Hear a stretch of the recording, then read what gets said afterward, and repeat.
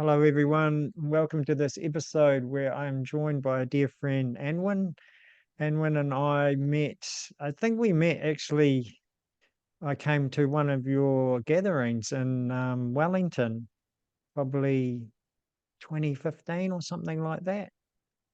Oh, you're absolutely right. Yes. Hello, Jacob. Lovely to be here and hello to the listeners. And yes, I think it was that year, 2015 or 16, when we did that amazing piece of work, which perhaps we can chat about later, but it was to do with the new song of Atlantis. And That's that was right. quite a day, wasn't it? To remember the weather and everything that happened. Yes, yeah, and we went out to the beach and yeah, brought Mm. through what needed to come through and anchor it in. It was quite special. And everything went immediately calm after we'd done that. We'd had all this raging weather, like literally rattling the windows and the door of where we were. And then we went out to do the last piece on the beach. And then everything just went still and all the wind dropped away. And it was, we knew that our job was done. Yes. Yes. So yeah, it's so wonderful to have you on board today and come and share your light and love and wisdom and your journey because you're quite a traveler. You're very cool to go different places and you've experienced wonderful and more challenging times along your way and brought them into books and different ways of expressing. So I feel there's a lot that you can share for the audience today. Thank you. Well, traveler's a good word, really, because yeah, a traveler literally across oceans. That one part, I spent 6 months living on a yacht with a partner, cruising the South Pacific Islands. A traveler geographically, because as you say, I'm called to many sacred sites now around the planet, and also a traveler in consciousness. And really, that's what it's all about, isn't it? And quite frankly, you don't have to leave home to do that. But those of us that are called to be activators, and in my case, also a messenger through my speaking and through my writing, I guess we are called into the more active parts of service because, quite frankly, they're great stories to tell, aren't they? If you're trying to get a message across, what better way than by sharing with people? Well, actually, I sailed the oceans and I get called off to all these places, but that doesn't mean to say that others who aren't in those roles, they're also doing incredible journeying within themselves, and you can do that from your armchair because, as you know, it's all energy, it's all vibrational frequencies, and that's our heart, our minds, mind, body, spirit. So everybody is able to do that no matter where they are on the planet. Yes, for sure. Yeah, totally true. Do you find for some places that it is important though they're calling to be there physically? That is part of it's not that That's right. it's better or more than someone who doesn't go there, but just for you, for that particular thing, it's important that you were there. Yeah, it's kind of like I suppose some of us, some of the activators. I'm part of a group called and I don't know many of the others, if at all. We're called planetary activators, and we usually have particular sites that we have a particular affinity with and an alignment with, and so we're going to be called to those places again and again. And so for example, my main place is Glastonbury, that I get called to go back to in England, Somerset, England, the heart chakra of the planet. And it's beneficial for me too to go there physically. So it's a two-way thing. It's not just about, me going there and doing things for the planet through the chakras, but it's for me to receive more upgrades and downloads as well.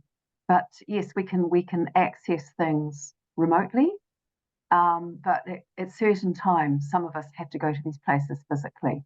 We just have to be there and do the whole thing of mind, body, spirit. So usually that means an extended stay. And the last time I was in Glastonbury, I was there for 4 months.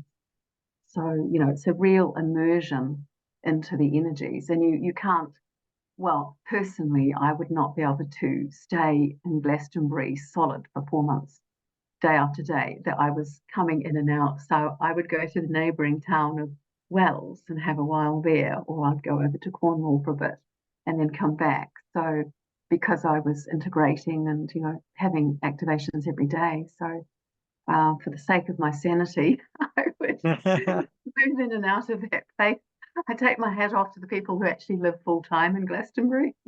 It's pretty intense. Yeah, that's quite an experience. And I mean, it's important, like what you say, is the integrating stage. I feel that's a very important part of it. So Yeah. to be living there constantly, how do you Oh, integrate yeah. it? Yeah. And then, when I get back to New Zealand, it can take up to a year.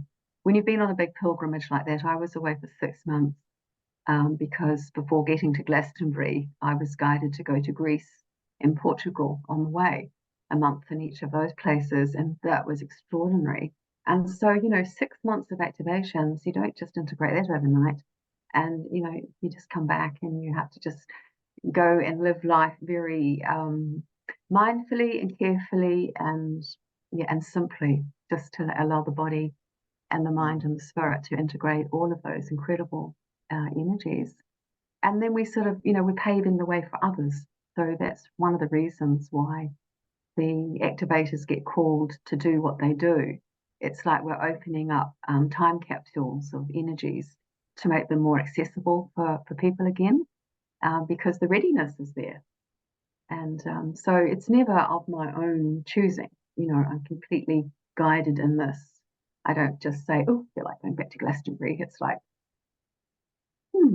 okay, I'm getting the call. Suddenly Glastonbury's in my head night and day, and I just want to be there. So yeah, And just saying yes, that's where the support comes from, eh? absolutely. In that moment, the power is in that moment.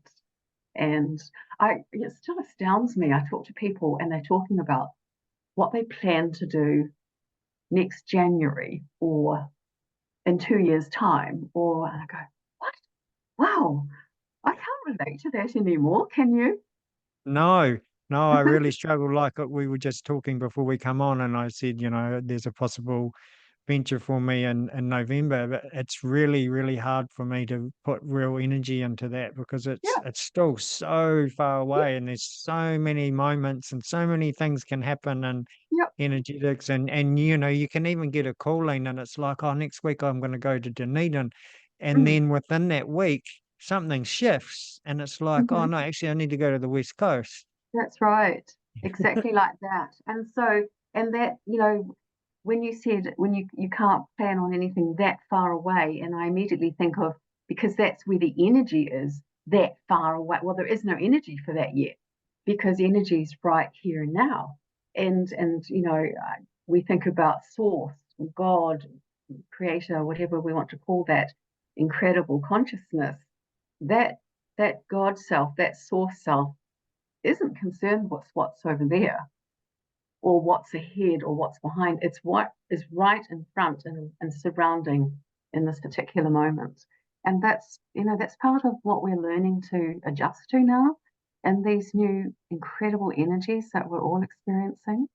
And it's a real shift in how we go about life, how we, yeah, make our way through each day. And it's very much about simplifying things, trimming away the things that don't even serve us anymore. A lot of the times they're habitual, they're just how we've done things because we've always done it that way.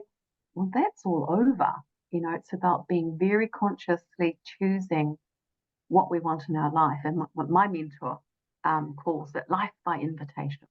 And I love that. It's about Nice. really just inviting what you want into your life, and just closing the door on the up, not even opening the door. Mm. And And also, and there would be a form of surrender to that as well, wouldn't there? it is, yeah, because it's releasing the shoulds and the obligations and the what you think has been your role and what you think has been your relationship with things and people and events. And really, they're really not who we are. So there's a huge dismantling of our old selves, which I call our acquired human nature. our acquired human nature, because we kind of acquired it on the way over countless incarnations on this planet. And now we're just, packing all that off in suitcases and sending it back to source to be transmuted back into love. You can imagine up in source, all the angels at the gates, if you want to have a vision of that, they're all going, oh my God, look at all these suitcases and container loads of stuff that people don't need anymore. Isn't it wonderful? Look at all that resource we can recycle and upcycle and transform that back into love. And then that's more energy available for everybody else. Yeah, and that's it, isn't it? That unloading doesn't make space for something to come in, and often it's there and it's available, but it can't really come in because we're too cluttered and carrying too much. And That's yeah, right. And if you think of, there's a wonderful resource that I refer back to, and it's a little bit hard to talk about it without seeing a visual, but are you aware of it's called The Map of Consciousness by David Hawkins? And it's a scale that goes from 0 up to 1,000 numerically. And on the very lower numbers, it's got the lowest, the densest vibrational frequencies that humans can experience. And so right at the bottom, say at 10, you might have shame. At 20, you might have guilt. At 30, you might have fear. So, and the numbers don't really relate like that, but it's just to show the difference between the low numbers and the high numbers. Now, the highest numbers up the top, as you can probably guess, are peace and joy and love, So and when you're sitting in those low vibrations, very low, dense vibrations, they take up a lot of space. They're heavy, big, bulky. It's like the big old bulky furniture that we used to have in our homes. Think about the big old Victorian bureaus and cabinets, huge, big, dark, chunky pieces of furniture. Who wants those in their house anymore? We don't. We want those nice little Scandinavian light colored pieces of lightweight furniture that we can move around. So it's quite a nice analogy, really, but we want to it move is. away from those dark, heavy energies and up into those much lighter ones. And that creates the space because those higher vibrations of love and joy and peace are light. They're so filled with light. And there's just no end to that. It's just so expansive and so unlimited.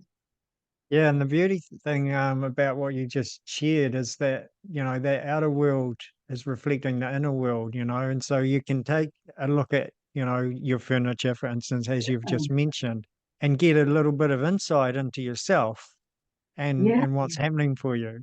Yeah. And like my daughter, Laura, when she'll send me a message and say, oh, I've just changed all the furniture around in the house. And I go, oh, good one, sweetie, something's shifting. And she cleans, and then she cleans. And I know that she's going through something. She's releasing something and shifting because Mm. a lot of people find that that's how it expresses for them too. Or they suddenly get in their garden and start changing things around and putting some plants at the back of the garden and bringing other plants forward into more focus. They're just expressions of, as you say, the inner Yeah, reflecting outside to outside world. It's very natural. There's nothing that complicated about what we're doing. If we observe, our human self likes to be complicated, doesn't it? So, and yeah. as we tap more into our inner self, then we see the simplicity and the profoundness in the simplicity as well. Mm, mm, yeah. So one of my ways of navigating each day is by just feeling into, well, what feels really what it's just as simple as what do I feel like doing today? And what feels natural, what just feels, oh yeah, that's absolutely right. Yes, of course I want to do that. And what's easy and what's uncluttered. And then it's as simple as that. And if I had thought that, the day before I might sit down and do a whole heap of writing in the morning, but in the morning comes and I just want to be outside, I'll just go outside and have my walk or whatever. and then, the writing is much better later. So it's a very organic way of just allowing your body to tell you how the energies are for you this day and how you can best utilize them. So it's so simple, but as you say, the human mind wants to get in there and makes it complicated. And that's the mastery is simply overriding that and saying, okay, look, we're just feeling into this, and this is what we want to really do today. This makes my soul sing. Yeah. Yeah, beautiful. It just reminds me of a tool that I used at a period of my journey, and it's still usable now. Like it's not about it's an old thing or anything, but it was just helping me move through some things. So instead of getting in that battle of, okay, for instance, there's a piece of chocolate cake, and my mind and ego's going, yeah, yeah, yeah, let's eat it. It's going to be yummy. And then tuning in and asking the body and feeling into whether the soul will be joyful. That's a little bit like, yeah, I'm not really into it. Actually, I'd rather eat a carrot. So what Mm, I would do with that is when I carrot chose the cake, carrot, carrot I would, cake. I would say, yeah, well, yeah, that's it. You can bring them over. But when I chose the carrot or whatever it was, I would say to my ego, I hear you, but I choose to walk this way. You can come with me. It's okay. You're okay. You can join me. We can eat the carrot together. So I wouldn't be in a battle, but I would also not shut it off. I would honor it and it would simmer down. That needing and wanting to make it complicated and difficult would kind of go Yeah, away because the noise would wind down because you've embraced it, but you just yeah. haven't let it choose, for instance, You get over to the you. point where you don't even have that little. There's not even an asking. It's just like you just automatically go to the foods that are supporting you. So everything in your life has become a yes, an affirmation, Hmm. and you've kind of dealt with all of the negatives and the things that don't align or don't affirm or you know don't support you. So yeah, again, that becomes very natural. Just yeah, it becomes a very natural flow of just observing, listening, allowing, and then taking that necessary action, if any. If Beautiful. I Yeah. want to go back to bed, if I want to go back to bed, I'll go back to bed. If I want to get up when I was up at 4 o'clock this morning, and there I was out looking at the beautiful moon, and I made a hot drink, and I lit the fire again, and then at 5:30, I want to go back to bed now. So I go back to bed. Nice. I love that. Yeah, totally. I was up early as well looking at the moon and Where do the you? sky. Yeah, yeah. Also, and it's about creating a world that we can have that flow. A lot of people be going, Mm, well, yeah, it's okay for you. You can do that. I can't do that. But, we all can do hmm it. It's just a mm, journey and a choice that's and right. saying, okay, how can I shift Yeah, so my life supports me? What in myself can I shift and let that's go of right. and declutter and Yeah, allow to come in like we talked about. yeah, And yeah. and, No, and that's on a that great note, tool. Sorry. Yes, go ahead. I just like to, because you mentioned earlier about, being very present, and it's so important. Totally. It's all happens in the present moment. So being in that, and that's where the light is, and it assists you, and where your calling is, and that whole planning ahead is still ahead. And within that, you have been traveling. So in some way, I'm interested to know that you bring that present moment and in that light, and organize yourself to go to Glastonbury.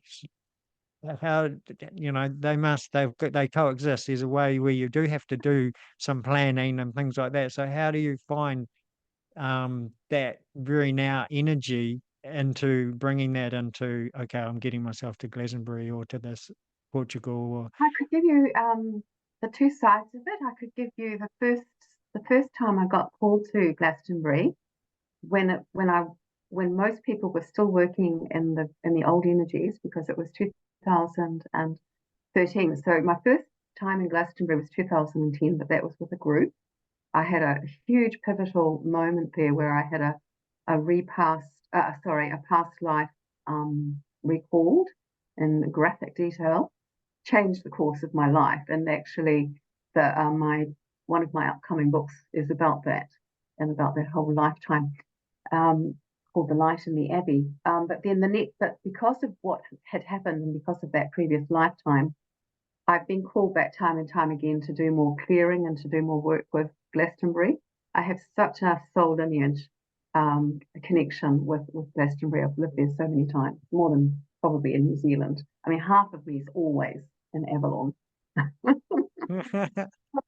So when I got called to go back there, it was just after the Christchurch earthquakes. The Christchurch is the main city of South Island, New Zealand. And in 2010, we had the first earthquakes. I was in Ireland when that happened, but I was there a few months later back in Christchurch when we had the really big, massive one that brought the city to its knees, and we lost a lot of lives.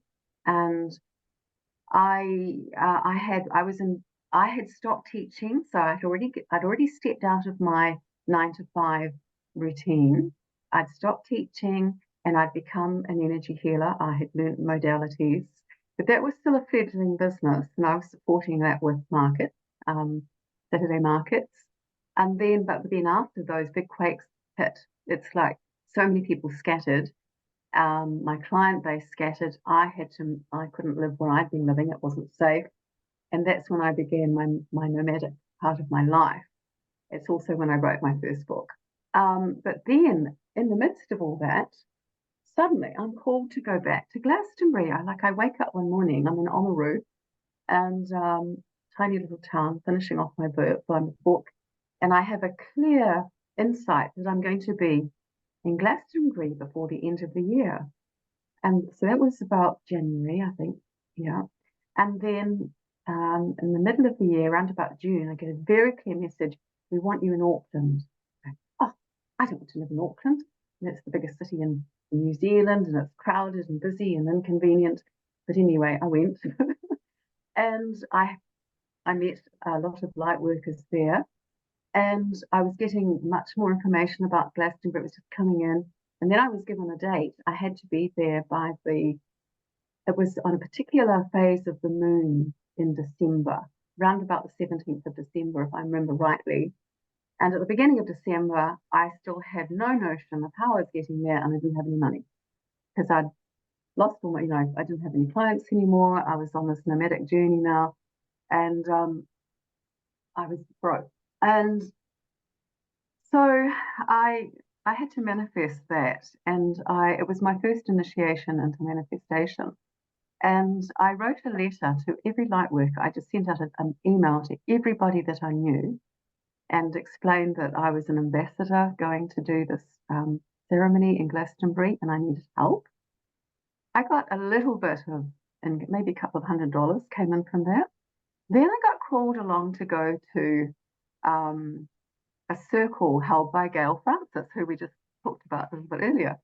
And she lived in Auckland area at the time. And it was the last gathering of the year. And honestly, people didn't normally come because it was too close to Christmas. They had Christmas parties and you know how it goes. But 40 people turned up. And when we started speaking to them afterwards, they all said that they'd felt really compelled to come. Now, at the beginning of the circle, Gail said, quite honestly, she said, look, I usually have a lot of guidance as to what we're going to be doing, but I have no idea. But all I do know is that my guides are asking our sister, Annette, that was my name at the time, Annette, step forward and tell us what she's doing. So I step into the circle and I say, well, yes, I've been called to Glastonbury and to do this ceremony of healing and cleansing and to reopen the fifth dimensional vortex there, close down the old one, open up the new one. And the fact that you've all come in, I'm guessing you're all part of this. So, I really appreciate your energetic support and please think of me while I'm there. And I stepped back out and then an invisible hand just went and pushed me back into the center. And I said, these words just came out of my mouth. Oh, I don't have anywhere to sleep tonight and I don't have any money. Because I didn't like people knowing I didn't have any money. And so a lovely man let me sleep on his couch that night. And then two other lovely men came forward and said that they would sponsor me to get to Glastonbury. And I ended up marrying one of them later. Oh, wow. So that was how I arrived in Glastonbury with 2 days to spare, before I needed to be there. And then even though I'd been given the flight money, return flights, luckily, I only had the equivalent of £50 in my pocket when I arrived, and I was there for at least 5 weeks. So I had to keep manifesting while I was there. And I, after I'd done the ceremony, it was absolutely huge. And a friend owned Glastonbury, and I had gone out for a cup of tea and a scone.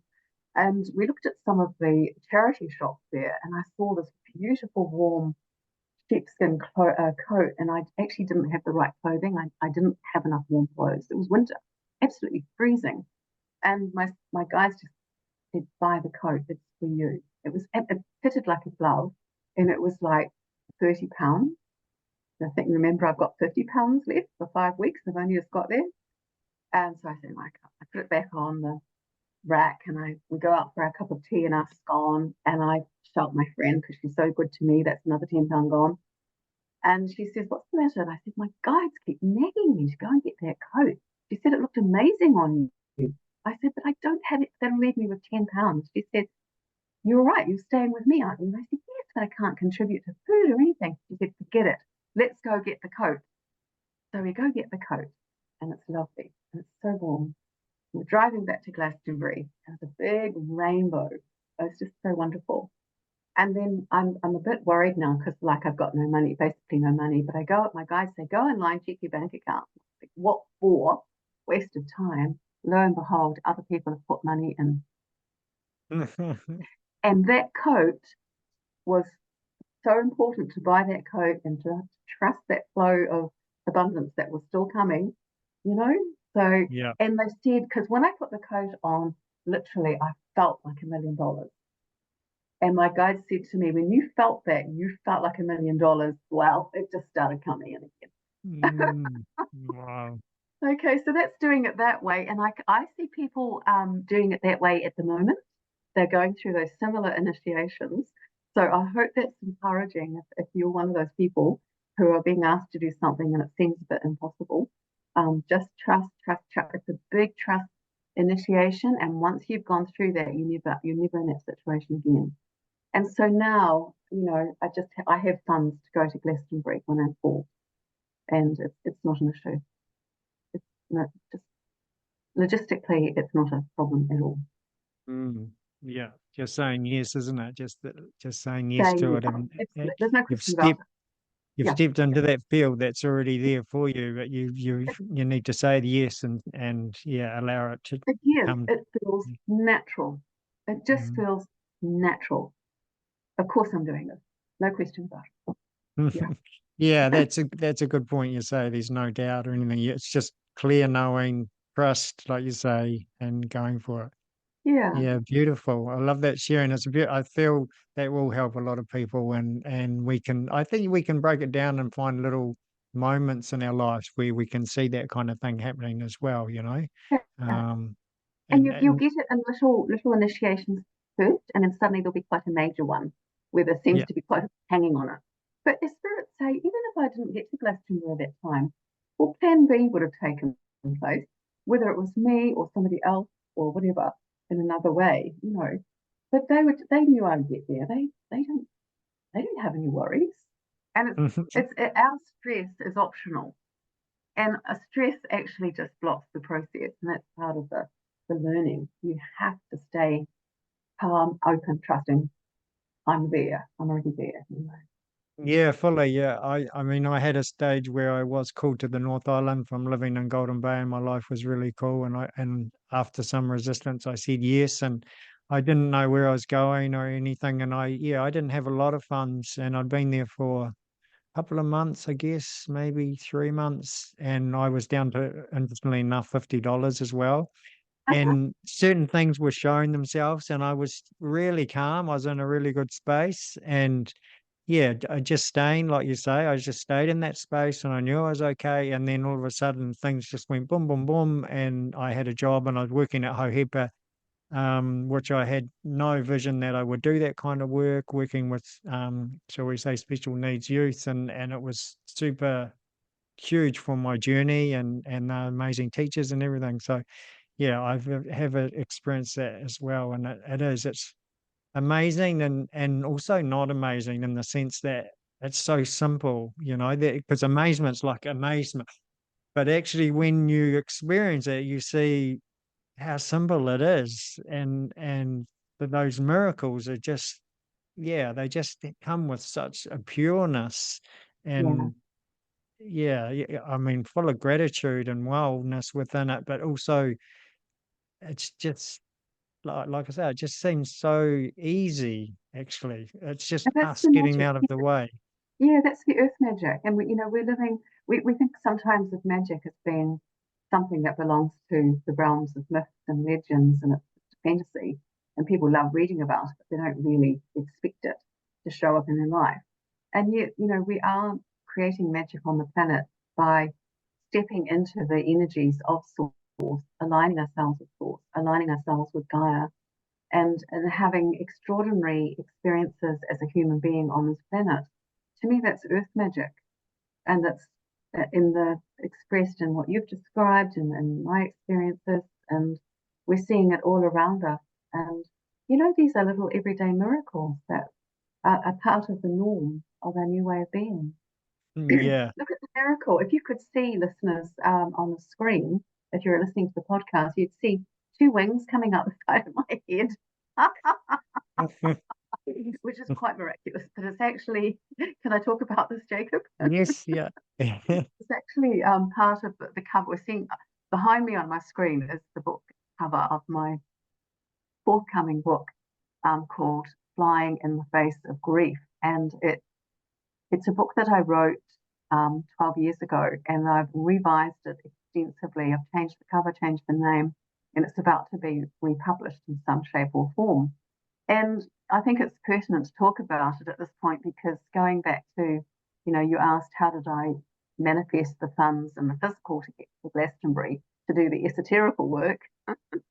Well, I grew up in a very impoverished household. My mother was one of the very first early single mothers, and there wasn't any social welfare. So lack of money was a big topic in our house, and that's something I've had to release because it was deeply ingrained. And, I didn't grow up with silver spoon in my mouth by any means. I wasn't, I was a different child. I recognize that as I look back. I had a photographic memory, but it was all shut down quite quickly. And so I lived what we would call a very third dimensional, mundane life until I was 45 years old and my son died in a car accident one afternoon when he was nearly 17. Well, he was 17. And that's Tim. And so that was the rude awakening for me. That was in the year of 2000. And the reason I've republished the book is because the journey that I went on, because of that great change, and it's not just grief, but it's change. And so many people, of course, we're all experiencing unprecedented change on the planet. And it really is turning our worlds upside down. So, we've always thought, well, one of the worst things that can happen to a parent is to lose a child. Every parent's nightmare. You never recover from losing a child. Well, I say, oh, yes, you can. And I've done it. And so can you. And this applies to any other challenge that's coming at you right now.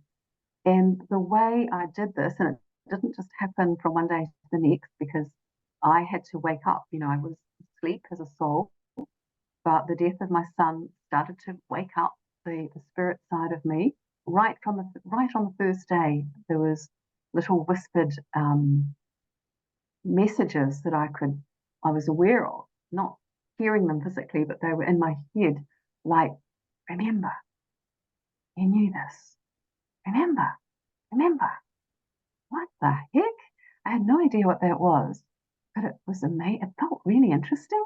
And so um, that first day was an absolute um, a duality of absolute bereft, grieving, sorrow, heartbreak, but also going, wow, there's something going on in that corner. What is that? It was really, really interesting. And of course, there were times over the years that followed where I really didn't want to be in the zone of grief. And I would have liked to have left the planet at that point in time, to be honest. I thought about it. So did my daughter. And I thought, well, if she goes, I'm going to. And that's when my guides really came in strongly. And, they started putting things in front of me, like interesting books or interesting ideas about, well, what is life? And I started reading the books about what is life and what is death and what does it all mean, because I couldn't believe that was the end of my son. It just didn't make any sense to me, yet I was grieving. So I went off sailing for 6 years, as you do. I told everybody, but it was just a series of events that were created by my guides, well, by me. We create this ourselves before we reincarnate. We set this all up. We're really just following our own plan. Yes, we create it all, the good, the bad, and the ugly. And that was a karmic relationship with a man who owned this yacht. And we'd had many lifetimes together where we had often had quite impoverished lifetimes, or something really hard had happened. And we had decided to come together in this lifetime and really fast track through our karma. So we did the work in 6 years. We did the work of what would have taken 4 incarnations normally. And so, as you can imagine, there was quite a lot of tension on board at times, and I would leave. So we would have a big bus stop. I would fly back to New Zealand, and then I would realize own my part in it, my erroneous beliefs. He would see what his part was, and suddenly the heart, the love vibe was all on again, and I'd go back. on board. So we did this for 6 years,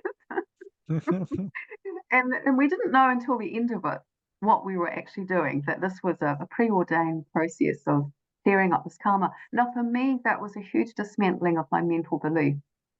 That was when I let go of who I thought I was. Now, earlier I said my name was Annette. I was born with the name of Annette. When my son died, I didn't want to be Annette, and I didn't want to be grieving mother, so I reinvented myself as Corky.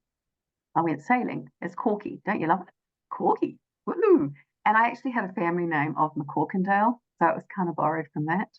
But Corky was this, take life by the horns, swashbuckling adventuress, and I wasn't the grieving mother. So that actually became another wall of defense that I had to drop as well. So I actually created more work for myself by doing that. But in the end, that wall all came down, and my partner was the one who initiated, he was the facilitator of that. So I often saw him as, as my jailer, but actually he was getting me out of my own prison of beliefs. And so I have incredible gratitude and love for him, because we did the most amazing work together. But at the end of it, I went through the dark night of the soul, because I no longer knew who I was. I wasn't Annette. Corky had jumped overboard. She was swimming away as fast as she could. So who was I? And that's when I came back to live on land. I came back to Christchurch. And that's when I also realized I still had a very aching heart. I hadn't actually healed my heart. I'd done the head work. Now I had to do the heart work. And that's when Kuan Yin came in to work with me. And I would say to our listeners that if you're experiencing painful emotional trauma, Lady Master Kuan Yin, Mary Magdalene, Mother Mary, all beautiful goddesses to call upon, who epitomize love and compassion and healing. Kuan Yin has been on the planet so long, she's one of the easiest energies to connect with. So that's why I started with her. And so anyway, to gallop through the story now, I did the work of mending my heart, really going deep, deep, deep into the greatest depths of pain in my heart, because the same place where you store that pain is the same place you store the great love. That's the rub. They're both in the same cupboard. You open up the door. Ah, they're both in there. So what do most people do? Close the door. So just open it up a little bit at a time. Look at the pain, feel the pain. I'm all right with you. I understand that, what you are. Breathe, work with the goddesses, join a grief group, whatever you need to do. But in the end of it, when you meet that pain and you are saying, I'm at peace with that pain and I understand it now, and now I choose love. I choose not to stay there in that pain. I don't want to stay there. But I must feel it. I must experience it because that's the vibration that must be resolved and transmuted back into love. And we can only do that by feeling it. So I did that work, and the rest, as they say, is history. Then the magic begins. My life has been magic ever since, you know, and yeah, I can do it. Anybody can do it. So I hope that encourages and inspires people who are, I know, really struggling at the moment. And don't worry, look, the way showers, we've been doing this for the years already. We've been down the pathway. Hopefully we've made it a bit easier, but reach out to us because that's what we're here for. We get ya. Yeah, and that's important to share as well. There's always support. You're never alone.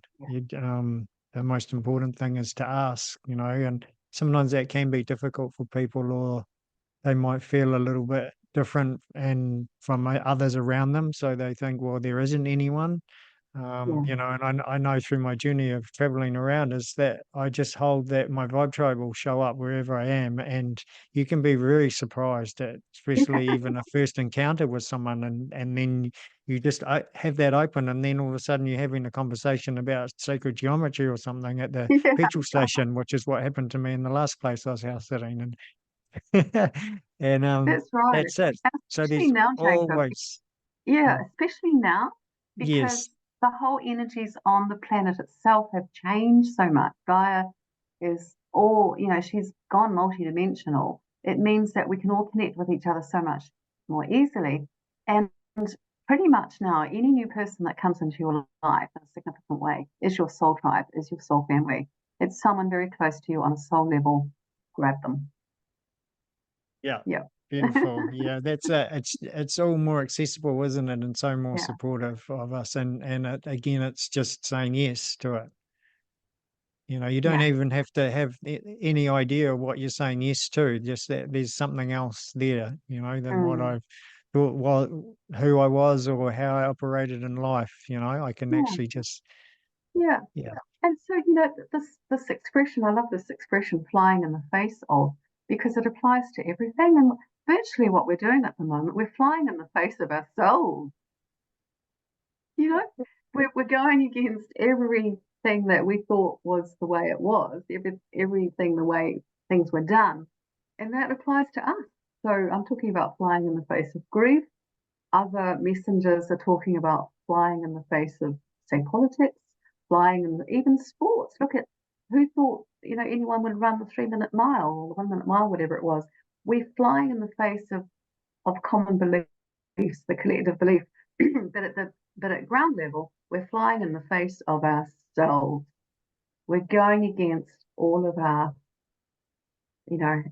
structured yeah. mindset, our thoughts. Yeah, Yeah. totally. I really resonate with that. And since you mentioned sport, I'd just like to reflect a little bit on the Olympics because I watched some of the Olympics, and what I really noticed is not only how many people were there and super vibing high, like happy and joyful and just there and enjoying it, but the competitors as well, like they were supporting each other and just about every Oh, ceremony or winning I saw, the people who got second and third were like celebrating the person who got first, the gold medal. And it was so beautiful to watch. It was just like, yeah. yeah, it was And very different. the next step would be to take away those places, first, second, third.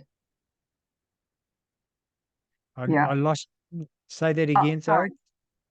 the next step, I mean, that's beautiful what you just described. And I say the next step would be to take away the winner, the second, the Yes. third, Yeah. the fourth Yes. prize.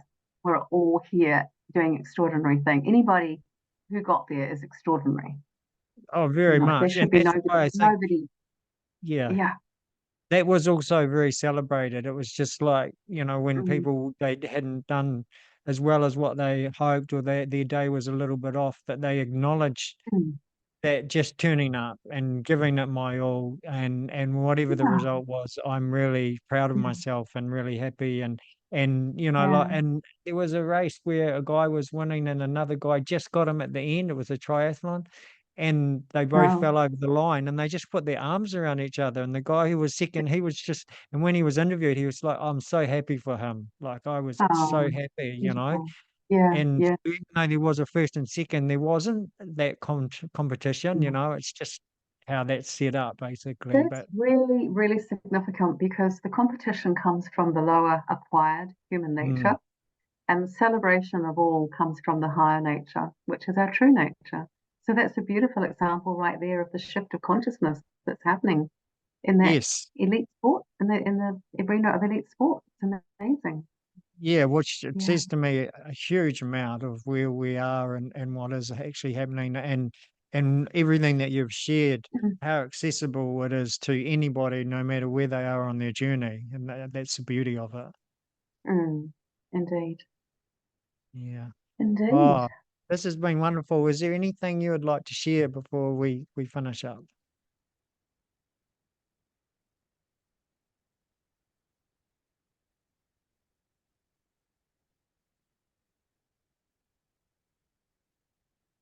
Just to recognize and to realize that you're an exceptional soul just by virtue of being on the planet at the moment, and to be very gentle on yourself and not have expectations, just to allow yourself to be shown your next step, your next move.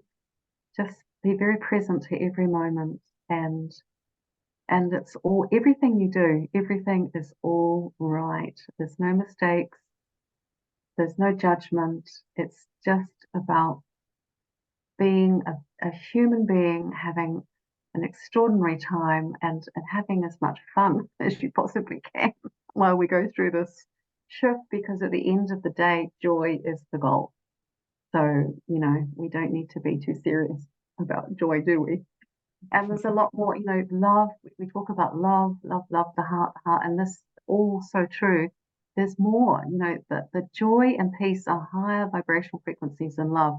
Love is the gateway, so that's why it's so important. That's the portal of stepping through to the higher nature, the divine nature. But yeah, it's all about joy and fun, and making it very natural and very easy for yourself. Just like a child, eh?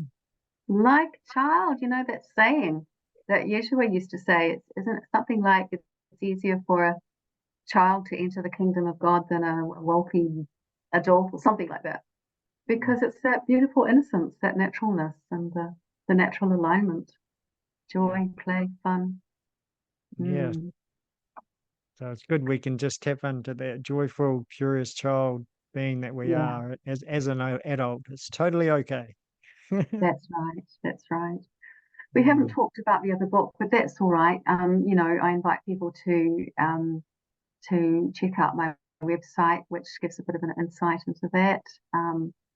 And yes, please, if you'd like to describe, I'm not someone that inundates you with newsletters, but by subscribing or following me on Facebook, you'll just find out when the books are out, and any events that are happening, that sort of thing. yeah. Yeah. Well, maybe we'd even do another podcast if we feel to, and you can talk more about your other book as well. Oh, good That's idea. all Thank you. possible. Thanks, Jacob. Yeah. That would be awesome. Thank you so much for inviting me this morning. It's been a really lovely conversation. And thank you for providing the platform and this lovely service that you're offering to others at Mm, this time. thank you. Yeah, you're most welcome, and I'm really grateful to have you on board. And yeah, thank you to all the listeners and everyone. Um, Again, I want to say we love you. So we, as whoever we wish to bring into our field as part of the we, I love you. We love you. Go well, and we'll see you next time. Thank you for being with us.